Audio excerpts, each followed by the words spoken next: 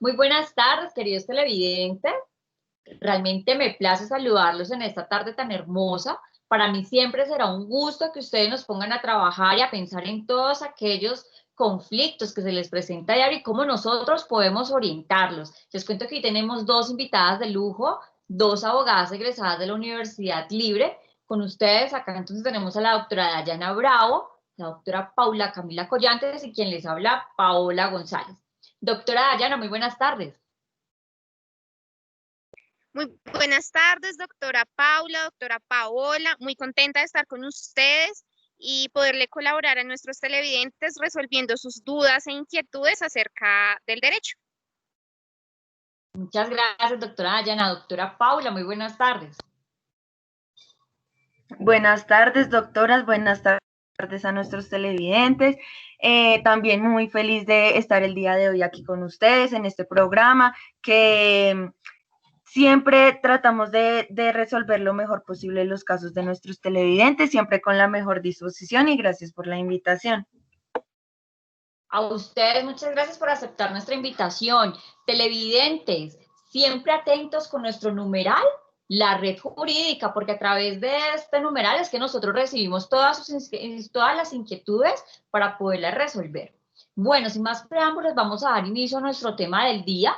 Hoy vamos a hablar del señor Pedro López, una persona que es fiel seguidora de nuestro programa, que nos trae un caso, una inquietud muy grande que se le ha presentado. Resulta que don Pedro el día 15 de septiembre de este año iba cubriendo una ruta Girardot-Bogotá cuando fue embestido a la altura de Fusagasugá por un vehículo de servicio público que está afiliado a una empresa que se llama Expreso Nororiente. Resulta que en el accidente el vehículo tuvo pérdida total, pero fuera de esto también don Pedro resultó hospitalizado durante 3 semanas y gracias a esto pues no ha podido recibir ingresos porque él es independiente. Una vez don Pedro inicia, digamos que otra vez a reactivarse en la sociedad, se trata de comunicar tanto con el representante legal de la empresa como con el propietario del bus, pero ellos están renuentes, no quieren atender temas de indemnización. Entonces don Pedro nos consulta, doctora Paula, ¿usted dónde cree que don Pedro debería instaurar esa demanda? Teniendo en cuenta que la empresa tiene domicilio principal en Bogotá, sucursales en Ibagué y Cali, pero que el accidente fue en Fusagasugá. ¿Cómo podemos orientar a don Pedro, doctora Paula? Sí, doctora. Bueno, para empezar, cabe hacer una pequeña explicación de que nos vamos a guiar por el factor territorial, es decir, el sitio donde Pedro podría demandar. Va de la mano con el fuero concurrente a elección. Esto es que le abre las posibilidades a Pedro de elegir entre, primero, el domicilio del demandado, que en este caso sería en Bogotá, ya que allí es donde se encuentra el domicilio principal de la empresa Expreso del Nororiente. Pero también le da la opción, que es la segunda, de demandar en el lugar donde ocurrieron los hechos, que sería, como usted nos lo decía, en Fusagasugá. Aquí me permito citar o mencionar más bien el artículo 28 del Código General del Proceso en su numeral sexto, donde refiere lo anteriormente dicho. Ya desde mi punto de vista y con la experiencia que tengo en el campo de la vida jurídica o del derecho, recomiendo que el señor Pedro elija demandar en Fusagasugá. ¿Por qué? Porque es allí donde ocurrieron los hechos y allí nos facilitará si tal vez, que puede que sí, pueda que no, encontremos grabaciones en casas que tal vez tengan cámara o si de pronto existieron testigos presenciales en el momento de los hechos, esto nos facilitará mucho pues recolectar los mismos. Muchas gracias, doctora Paula. Entonces, don Pedro, por favor, tomar atenta nota de todos los tips que nos están dando acá las doctoras. Entonces, recomendación, demandar en el lugar de los hechos, es decir, en Fusagasugá. Doctora Dayana, ya sabiendo dónde don Pedro puede ir a generar o a instaurar la demanda, ¿qué proceso o a través de qué proceso lo puede realizar? Claro que sí, doctoras. Es un proceso declarativo de responsabilidad civil extracontractual. Listo. Entonces, ¿qué quiere decir? Proceso declarativo, se tiene una incertidumbre de si se tiene el derecho o no se tiene el derecho. En este caso, el señor Pedro tiene esa incertidumbre acerca de la indemnización por doble perjuicio. Por eso es un proceso declarativo. Ya en el tema extracontractual es ¿por qué? Porque la obligación no se derivó de la celebración de un contrato o de un convenio. No. Se celebró, fue por la declaración unilateral de la voluntad, o sea, solamente fue una de las partes la que dio su voluntad. Perfecto, doctora Dayana. Doctora Dayana, y siguiendo con esto del proceso declarativo, una vez se instaure esa demanda, ¿qué medidas cautelares se podrían, digamos, indicar durante el proceso en cuanto a las medidas cautelares patrimoniales? Lo primero que debemos entender es qué son las medidas cautelares. Entonces nos vamos a remitir a la sentencia C039 del 2004, en la cual la Corte nos menciona que las medidas cautelares son instrumentos procesales cuyo establecimiento y aplicación exigen una labor de ponderación. ¿Ponderación entre quién? Entre las partes, demandado y demandante. En este caso, en demandado tenemos a la empresa Expreso del Nororiente Limitada y al demandante tenemos al señor Pedro López. ¿Qué quiere decir esto? Que se deben respetar los derechos de ambas partes. Debe haber una igualdad procesal. Entendiendo ya la definición de medida cautelar, para el caso en concreto del señor Pedro, nos vamos a remitir al artículo 590 de nuestro Código General del Proceso, el cual está específicamente para los procesos declarativos. Entonces, en el numeral primero, en el literal B, nos dice la inscripción de la demanda sobre bienes sujetos a registro que sean de propiedad del demandado. ¿Esto qué quiere decir? Vamos a solicitar el embargo y el secuestro de todos los bienes que se encuentren a nombre de la empresa Expreso del Nororiente Limitada y también del conductor del vehículo. En este mismo artículo nos vamos a ir al literal C, el cual dice cualquier otra medida que el juez encuentre razonable para la protección del derecho objeto del litigio. En este, ¿qué vamos a hacer?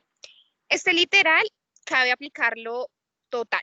¿Por qué? Porque vamos a buscar que el objeto del litigio tenga una plena protección, siempre esté protegido. Entonces, ¿esto qué va a hacer?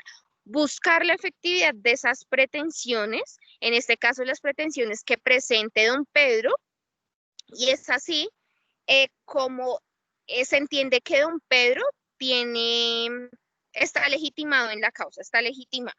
Entonces, ¿qué va a pasar? Se va a dar la apariencia del buen derecho dentro de sus pretensiones y por consiguiente se deben decretar las medidas cautelares. ¿Por qué? Porque sus pruebas, todos los documentos, como lo mencionó la doctora Paula, videos, están completamente consolidados. Muchas gracias, doctora Dayana. Y siguiendo con este mismo orden, porque una pregunta nos lleva a otra, en este caso, doctora Paula, ¿cómo en el momento de hacer la práctica o el decreto de las medidas cautelares, cómo se puede asegurar ese fumus, que es lo que nos dice la doctora Dayana, que es la apariencia de buen derecho? Sí, doctora y televidentes, o bueno, doctoras y televidentes. Como usted lo mencionaba, y realmente es importante para hacer la aclaración y pequeña explicación de que el fumus boni iuris se traduce en la apariencia de buen derecho. Es decir, y citando la sentencia 379 del 2004, que el demandante aporte un principio de pruebas de que su pretensión se encuentra fundada.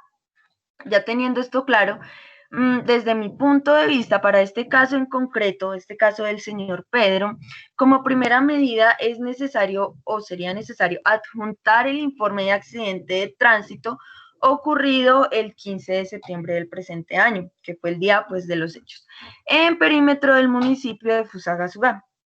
Ya por otra parte, si un perito llegara a determinar la pérdida total del vehículo del señor Pedro, es decir, que este se ve afectado más de un 50%, aquí estaríamos frente a un daño emergente. Ya como segunda medida, se adjuntarán dos documentos. La primera sería la historia clínica y la segunda la cuenta de cobro hospitalario. La primera nos ayudará a demostrar, nos ayudará a demostrar que el señor Pedro efectivamente permaneció 3 semanas en el hospital de Fusagasugá, en las cuales él como trabajador independiente no pudo de ninguna manera ejercer su labor. Entonces, en este lapso de tiempo, él no tuvo ingresos algunos y aquí cabe, o más bien, aquí se genera el lucro cesante. Ya como segundo documento, que es la cuenta de cobro hospitalaria, esta nos ayudará a acreditar y a demostrar que para la sorpresa del señor Pedro, ya que, como lo mencioné anteriormente, no generó ingresos, fue él quien sufragó sus propios gastos médicos. Entonces, se vio muy afectado el señor Pedro. Y ya para finalizar, estos documentos, que como lo hemos dicho, son la apariencia del buen derecho, nos servirán para asegurar la medida cautelar. Muchas gracias por su explicación, doctora Paula, todo muy claro realmente. Es importante, don Pedro, que usted entonces empiece a buscar todos aquellos documentos para poder generar las medidas cautelares dentro de las pretensiones.